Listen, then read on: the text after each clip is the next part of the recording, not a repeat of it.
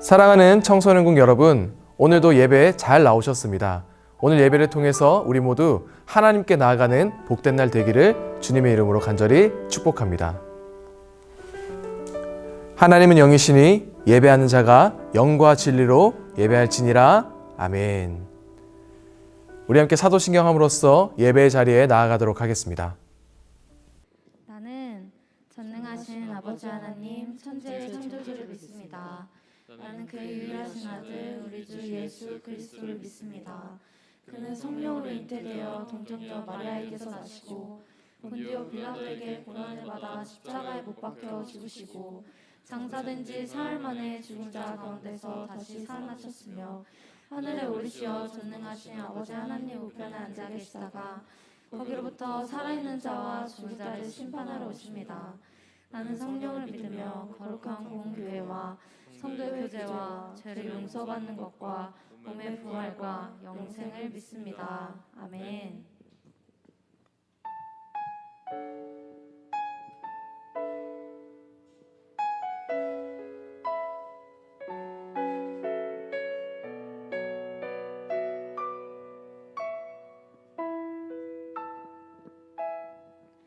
날이 저물어 갈 때 빈들에서 걸을 때 그때가 하나님의 때 내 힘으로 안 될 때 빈손으로 걸을 때 내가 고백해 여호와 이래. 다시 한번 고백합시다. 날이 저물어 갈 때 날이 저물어 갈 때 빈들에서 걸을 때 그때가 하나님의 때 내 힘으로 안 될 때 빈손으로 걸을 때 내가 고백해 여호와 이래. 주가 일하시네 주가 일하시네 주께 맡기지 않는 자에게 주가 일하시네 주가 일하시네 후회하면 없는 자에게. 이번에 2절로 고백하며 나아갑시다. 우리 모인 이곳에 주님 함께 계시네. 누리네 아버지 은혜. 적은 떡과 물고기 내 모든 걸 드릴 때 내가 고백해 여호와 이래. 다시 한번 고백합시다. 우리 모인 이곳에 주님이 함께 하십니다. 주님 함께 계시네. 아버지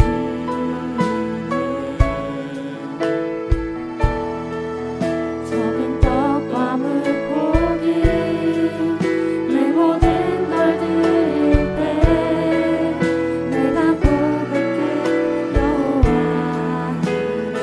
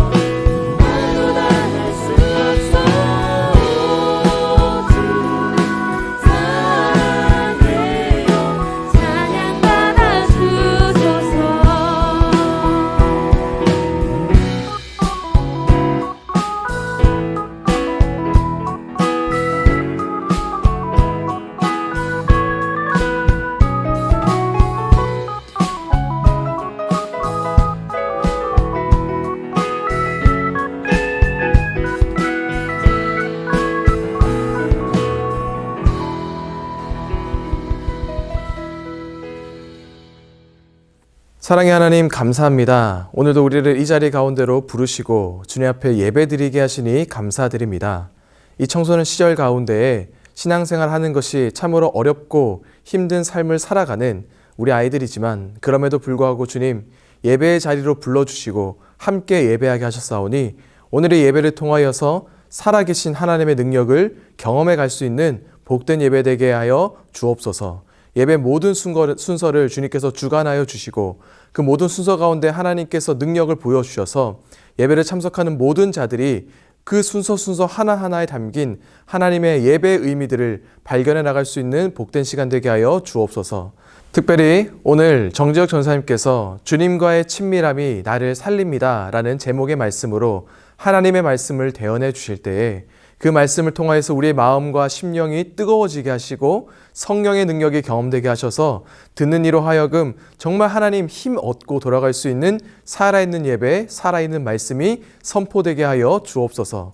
예배 모든 시종일관을 주님께 올려드리고 또 주님께서 인도해 주실 것을 믿으며 모든 말씀 예수님의 이름으로 기도드립니다. 아멘. 오늘 하나님께서 우리에게 주신 말씀은 출애굽기 33장 7절에서 11절 말씀입니다. 한 목소리로 봉독하겠습니다.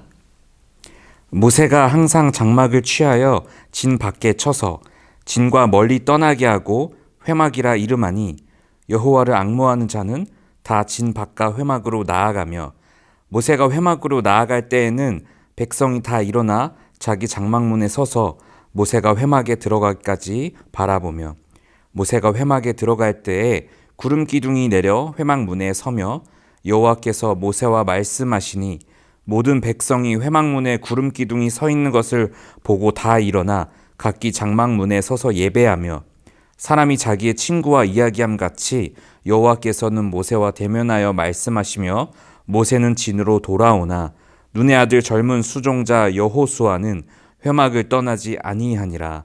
아멘. 이것은 하나님의 말씀입니다. 틴스 5월 22일 말씀을 나누게 된 정재혁 전도사입니다. 예배드리는 것은 하나님께서 우리를 구원해 주심에 감사하는 마음으로 반응하는 것이죠. 그래서 감사하는 마음으로 오늘 예배 드리러 나온 모든 친구들 주님과 친밀해지는 시간 되시기를 주님의 이름으로 축복합니다. 여러분은 하나님께서 당신과 함께 계십니다 라는 말을 들었을 때 어떤 생각이 드시나요? 아무런 감흥이 없나요? 아니면 하나님이라는 단어를 들으면 뭔가 설레고 따뜻하고 든든하고 감사하고 기쁜 마음이 넘치셨나요? 그것도 아니라면 하나님께서 나 같은 죄인과 함께 하신다고? 라는 생각으로 두렵고 떨리고 어찌할 바를 모르겠다라는 생각이 드시나요? 각자 생각이 다르겠죠. 나의 지금 상태가, 영적인 상태가 어떠하냐에 따라서 하나님이 나에게 임하신 것, 즉 함께 하신 거가 다르게 느껴질 거예요. 다르게 반응할 겁니다. 하나님께서는 어제나 오늘이나 내일이나 변함없이 그대로시지만 그러나 나의 상태에 따라서 하나님의 존재가 부담이 될 때도 있고 기쁨이 될 때도 있고 그리고 관심조차 없을 때가 있다라는 말입니다. 여러분 혹시 무단횡단을 한 적이 있으신가요? 그런데 보행자 신호에 횡단보도를 건넌다면 딱히 법을 어긴 것이 없다면 앞에 경찰차가 설사 있다 하더라도 마음이 찔린다든지 긴장된다든지 하는 것은 없을 거예요. 그러나 차도 잘 안 다니고 횡단보도 길이도 짧은 곳 같은 그곳을 무단횡단하는 경우를 우리는 종종 보죠. 그런 적도 있을 거예요. 그런데 그때 주변에 만약에 경찰차가 있었다면 분명히 평소에 무단횡단을 하던 사람도 신호를 어기고 무단횡단을 하지 않을 겁니다. 왜냐하면 주변에 경찰이 저를 바라보고 있다는 생각 때문에 눈치를 보겠죠.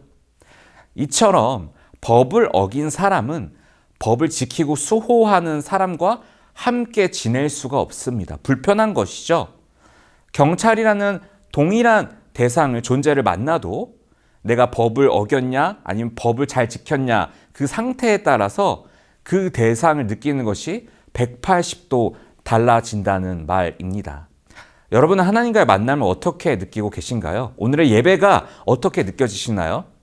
사실 근본적으로 온 우주를 창조하신 하나님을 만날 때에는 두려움과 경외함의 마음이 드는 것이 사실이죠. 그러나 우리의 신부는 원래 범법자였기 때문에 우리가 그렇게 생각하는 건데요.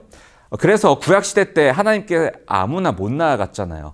거룩한 하나님 앞에 법을 어기고 거룩하지 못한 한낱 피조물에 불과한 인간이 신께 나아갈 수가 없다는 거예요. 그래서 과거에 제사장이 하나님께 나아갈 때 혹시나 그 사람이 죽게 되면 밧줄로 끌어서 시체를 꺼내기 위해서 발목에 밧줄을 묶어서 들어갔다고 해요. 왜냐하면 다른 사람이 그냥 들어가서 그 죽은 사람을 끌고 나오다가 그 사람도 똑같이 죽을 수 있기 때문이죠.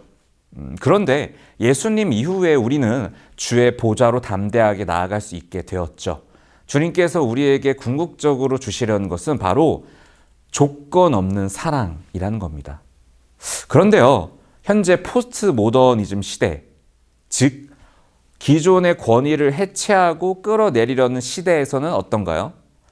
우리가 이 시대의 파도에 그냥 휩쓸려 가서 어느샌가 하나님이 날 사랑하는 게 당연하고, 그럼 내 삶 가운데 어떤 하고 싶은 짓을 마음껏 해도 용서받고 내 권리고, 어떻게 보면 온 우주를 그리고 인간을 창조한 전지전능한 하나님을 무시하는 듯한, 그리고 하나님의 권위를 끌어내려서 내 마음대로 그냥 지니의 램프 정도의 위치로 만들어버리는 것.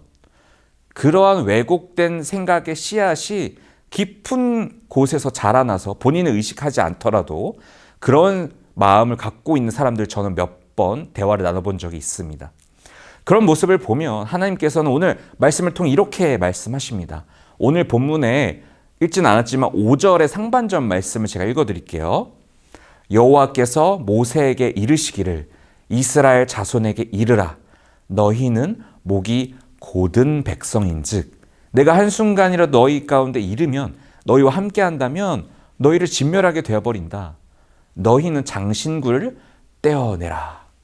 여기서 목이 곧다는 말은 교만하다 이런 말이 아니고요. 고집이 세다라는 말입니다. 말의 어원을 살펴보면 주인이 짐승에게 멍에를 씌워주려 하는데 그 멍에를 안 쓰려고 버티는 소가, 그런 이미지라고 해요. 말 그대로 자식이 자신의 생각과 고집을 계속해서 부리는 거죠. 우리는 이 말씀 앞에 우리의 생각과 고집을 끊임없이 다시 생각해 봐야 돼요. 하나님께서 나를 택하시고 자녀 삼아 주신 것은 당연한 것이 아니고요. 감사한 일이구나. 내가 하나님을 아빠로, 내가 하나님 한번 믿어볼게요. 이렇게 한 것이 아니고 하나님께서 나를 자녀 삼아 주시고 믿음을 가질 수 있게 인도하셨구나. 근데 우리가 이런 것들에 감사할 줄 모르고 그냥 하나님을 동전 넣으면 음료가 나온 자판기 마냥 그냥 그 정도로만 생각한다면 마치 광야에서 먹을 것들을 주었던 하나님께 불평불만하던 이스라엘의 모습과도 같다는 것이죠. 그런 태도는요, 하나님과 제대로 친밀해지는데 방해가 됩니다. 왜냐하면요, 제대로 된 관계가 아니기 때문이죠. 근본적으로 하나님과 우리는 창조주와 피조물의 관계입니다. 주님과의 관계를 방해하는 모든 내 기존의 생각과 고집을 주님 앞에 내려놔야 된다라는 말이죠. 또 한편으로는 어떤 제가 얘기해 본 친구는 하나님을 너무나도 무서워하고 두렵게만 생각해요. 나를 징벌하고 벌 주시고 심판하는 분으로만 생각하더라고요. 그래서 죄책감과 정죄감에 사로잡혀서 막 위축되어 있어요. 그것 또한 하나님과 친밀해지는데 방해가 됩니다. 그것 또한 건강한 신앙은 아니라는 것입니다. 균형이 중요한 것인데요. 이처럼 우리가 하나님의 임재, 하나님의 나와 함께 계신 것을 생각했을 때 기쁨과 감사함을 한편으로 또 갖고 있어야겠지만 또 한편으로는 떨림과 거룩한 부담감을 갖고 있어야 돼요. 그래서 빌립보서 2장 12절에 이렇게 나와 있어요. 항상 복종하여 두렵고 떨림으로 구원을 이루라. 아멘. 왜냐하면요, 하나님께서는 사랑과 공의라는 두 가지 속성을 다 가지고 계시기 때문입니다.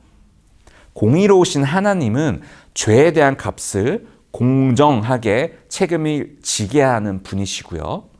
그래서 우리는 주님과의 관계에서 절대로 떠나면 안 된다는 거예요. 왜냐하면 예수님을 떠나는 순간 그 모든 죄에 대한 죄값을 우리 자신이 지어야 되는 거예요. 왜냐하면 하나님의 법을 죄값을 반드시 죄를 지은 사람이 지게 한다는 거죠. 하지만 예수님이 우리를 갚아주셨죠. 그래서 우리는 늘 주님을 앙모해야 됩니다. 앙모는 성경 본문에 나와 있지만 구하다, 청하다, 얻기 위해서 노력하다는 뜻인데요. 쉽게 말해서 주님과 더 친해져야 한다는 거예요. 예배 때 계속해서 열심히 나와서 예배를 전심으로 드리고 학교에 학원에 가든 어딜 가든 늘 주님과의 친밀함을 소망해야 된다는 거예요. 예배를 또 원하고 좋아하고 말씀과 기도에 집중하여서 주님과의 관계를 회복해 나가야 된다는 것이죠. 예수님께서 이미 좋은 것도 이렇게 우리에게 이루어 주셨지만 우리가 그것에 집중하고 구하지 않는다면 주님은 인격적인 분이시기 때문에 억지로 강요하지 않으십니다. 야고보서 4장 8절을 제가 읽어드릴게요. 하나님을 가까이 하라. 그리하면 너희를 가까이 하시리라. 여러분, 하나님과 친밀한 상태이신가요? 주님과 친밀함 위해서 어떤 노력을 하고 계신가요? 오늘 본문 말씀에서는 주님을 앙모했던 자들이 나옵니다. 그 중에 모세가 하나님을 만나는 장소인 회막, 지금으로 따지면 교회죠. 회막에 들어갑니다. 구름 기둥이 내려 있고요. 회막 문에 서서 여호와 하나님께서 말씀하십니다. 구름 기둥은 여호와의 하나님의 존재, 임재를 의미하는 거예요. 그때 여호와께서 어떻게 모세에게 말씀하시냐면요. 친구와 같이 뭐라고 말씀하셨다고요? 사람이 자기의 친구와 이야기하는 것처럼 하나님께서 모세에게 말씀하신다라고 본문에 나와 있어요. 얼마나 모세가 하나님과 친밀했으면 아직 예수님께서 오시기도 전에 구약시대 때 친구와 같이 이야기했다라고 이야기합니까? 그 당시는 굉장히 하나님 무섭게만 느껴졌을 텐데요. 우리는 오늘의 말씀에서 이 모세의 친밀함을 배워야 합니다. 주님과의 친밀함을 구하고 주님께 집중하고 주님과 친해지기를 노력해야 합니다. 그랬을 때 모세에게 임했던 하나님께서 오늘 이 시간 저와 여러분에게도 임하시는 겁니다. 그래서 수천 년 전에 모세와 여호수아 이스라엘에 역사하셨던 하나님께서 2022년 5월 22일 오늘 저와 여러분의 그 문제와 어려운 상황 속에서도 동일하게 역사하시고 막힌 것들을 뚫어주실 것을 믿습니다. 다들 살아가면서 낯설고 처음 겪는 문제들이 있지 않습니까? 막 중2병이 오고요. 사춘기가 오고 부모님과의 갈등, 친구와의 관계 속에서 어려움, 학교 성적 등 많은 여러분의 문제들이 있습니다. 그리고 지금 팬데믹 상황 자체가 그러하죠. 수천 년 전에 모세에게도 힘든 상황들이 정말 많았습니다. 이스라엘 백성들을 광야에서 이끌고 가는데 계속해서 이스라엘 백성들은 불평과 불만을 하고 우상 숭배도 하고 정말로 이게 난리도 아닌 상황이었어요. 그래서 하나님의 진노가 임하기 직전의 상황인 거예요. 그럴 때 모세와 주를 앙모하는 자들이 회막, 교회에 계속해서 나아가는 거예요. 그랬을 때 하나님께서 진노를 걷어가 주셨죠. 우리도 마찬가지입니다. 주님과의 친밀함을 사모하지 않고 주님과의 만남의 장소인 회막, 교회 가운데, 예배 가운데 나아가지 않는다면 하나님이 점점 낯설게 느껴질 겁니다. 점점 더 멀어지겠죠. 아까 말했죠. 하나님 인격적이셔서 우리에게 강요하지 않는다고요. 마치 이스라엘 백성의 영적 상태처럼 하나님과 멀어진다는 거예요. 더 이상 하나님이 우리의 친구 같지 않게 됩니다. 예수 그리스도께서 십자가에서 피 흘려서 나의 죄를 해결해 주시고 하나님과 나의 관계를 친밀하게 만들어 주신 것에 관심도 갖지 않게 되어버린다는 것이죠. 우리가 그 놀라운 십자가 사건을 아무런 의미가 없게 만들어 버린다는 말입니다. 그렇게 주님과 멀어진 상태에서 하나님께서 내 옆에 늘 함께 계신다고 생각하면 여러분 어때요? 낯설죠? 불편하죠? 두려운 마음 들고 떨리죠? 왜냐하면 우리가 하나님과 멀어지면요, 우리는 죄성이 많은 상태로 되돌아가 버리기 때문이죠. 하나님과 이웃을 생각하지 않고 자기 중심적인 사람이 되어버립니다. 그것이 나아가 어느샌가 나도 모르게 하나님을 대적하게 되는 거예요. 내가 내 삶의 주인이라고 생각하게 되고요. 모든 문제도 내가 해결할 수 있고요. 나도 모르는 사이 구원이 나에게 있다라고까지 여깁니다. 그렇게 주인의 자리를 빼앗아 버리는 것이죠. 출애굽기 32장 1절에 이스라엘 백성들이 우상을 만든 이유가 나오는데요. 바로 그 구절이 있어요. 우리를 위하여 우상을 만들었다. 나를 위하여 만들었다. 라고 나옵니다. 이에 하나님이 뭐라고 말씀하십니까? 출애굽기 33장 5절에 너희는 목이 곧은 백성인즉 내가 한순간이라도 너희 가운데 이르면 너희와 함께 있으면 너희가 진멸하게 된다라고 말씀하십니다. 아까 법을 어긴 사람이 경찰과 함께 있지 못한다고 했죠? 그것과 같은 거예요. 이제 말씀을 마치려고 합니다. 오늘 본문 말씀은 여러분이 잘 알고 있는 이스라엘 백성이 가나안 땅으로 가는 여정 중의 내용입니다. 물도 음식도 풍부하지 않은 광야에 살던 이스라엘 사람들은 가나안 땅에 구원이 있을 거라고 생각하고 모든 인생의 목표가 가나안 땅에 들어가는 거로 설정이 되어 있었어요. 여러분 마지막으로 질문 한번 던져 보겠습니다. 여러분들 한번 맞춰보세요. 축복의 땅 가나안에 들어가는 게 중요할까요? 아니면 하나님이 우리와 함께 하심이 중요할까요? 당연히 가나안 땅에 들어간 것 자체보다는 하나님이 더 중요하겠죠. 가나안 자체에 구원이 있는 것이 아니라 가나안 땅으로 들어가는 여정 가운데 하나님께서 함께 해주실 때, 가나안 땅으로 들어갔을 때 하나님이 함께 해주실 때 그때 구원이 있다라는 것이죠. 당연한 것이겠죠. 그러나 우리가 정답 맞추는 것은 잘하는데 금붕어처럼 뒤돌아서면 까먹고 뒤돌아서면 까먹죠. 삶으로 살아나는 게 굉장히 쉽지 않습니다. 하나님보다 가나안이 좋아 보이고요. 나를 구원해 줄 것만 같습니다. 가나안 땅에 들어가기만 한다면 내가 하나님 없이도 살만한 것 같아요. 그러나 여러분, 가나안은 일종의 선물일 뿐입니다. 본질적인 것이 아니라는 것이죠.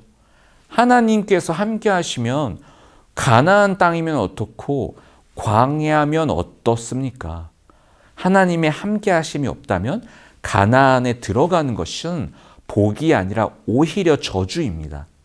모세는 가나안 땅에 들어가지 못했습니다. 그러나 모세가 실패한 인생인가요? 아니죠. 모세는 하나님과 친밀했습니다. 성공한 인생입니다.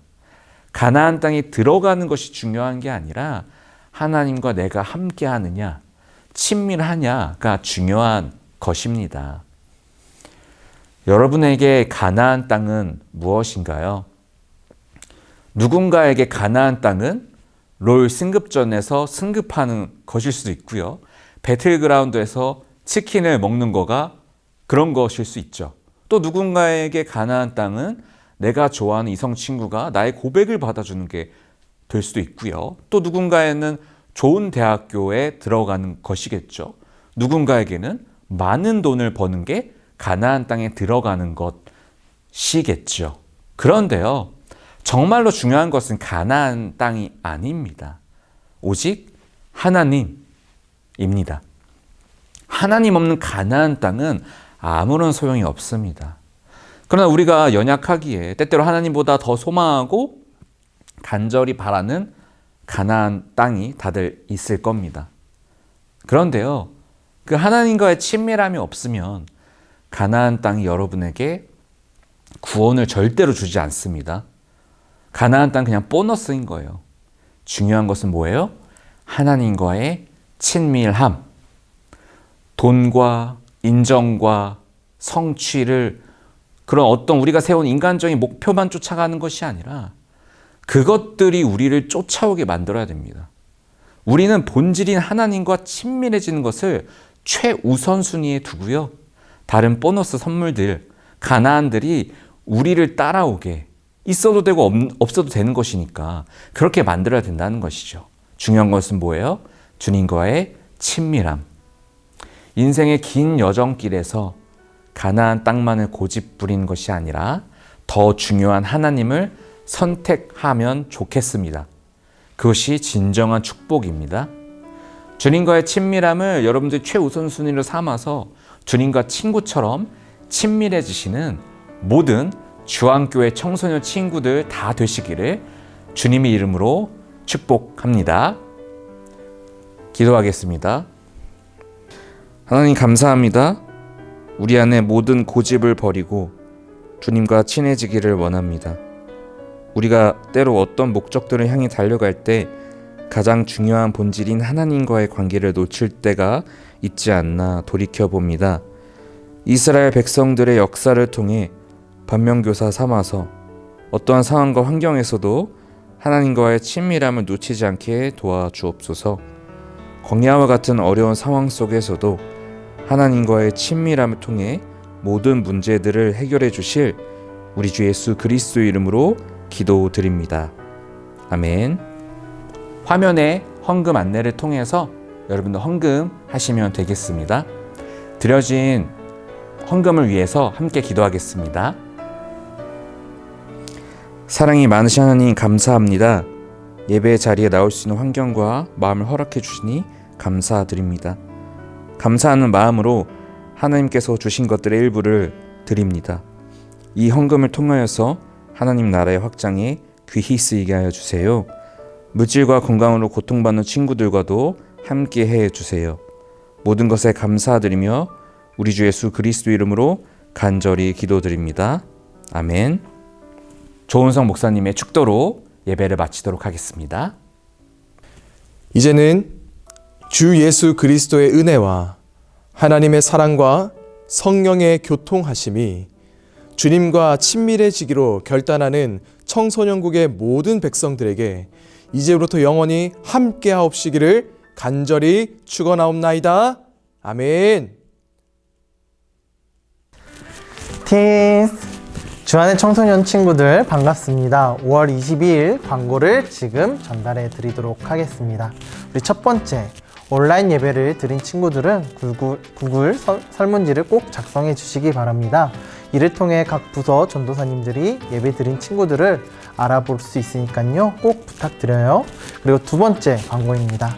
청소년 1부에서는 이번 주일부터 다음 주까지 리터닝 데이가 이어집니다. 포토전 이벤트와 룰렛 이벤트 등 풍성한 이벤트가 진행되고 있사오니 많은 참여를 해주시길 바라며 자세한 내용은 반 선생님을 통해 문의해 주시길 바랍니다. 다음 세 번째 광고입니다. 청소년 3부에서는 다음 주 주일 5월 29일을 선교 주일로 지킵니다. 선교사님들을 위해 함께 기도해 주시고 성경금을 통해서 선교사님들을 섬길 수 있기를 바랍니다. 그리고 청소년 3부에서는 소모임 활동이 진행 중이라고 합니다.